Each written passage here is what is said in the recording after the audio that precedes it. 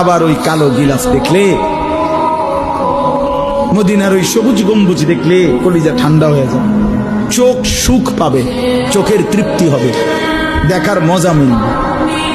আল্লাহ কোরআনে বলছে লিয়াশহাদু মানাফিআ লাহুম।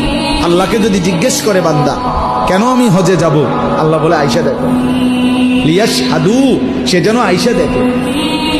আইসো বান্দা, আসো না আমার ঘরে, আসো, আমি দেখাবো কুদরতের কি পরিমাণ নিদর্শন।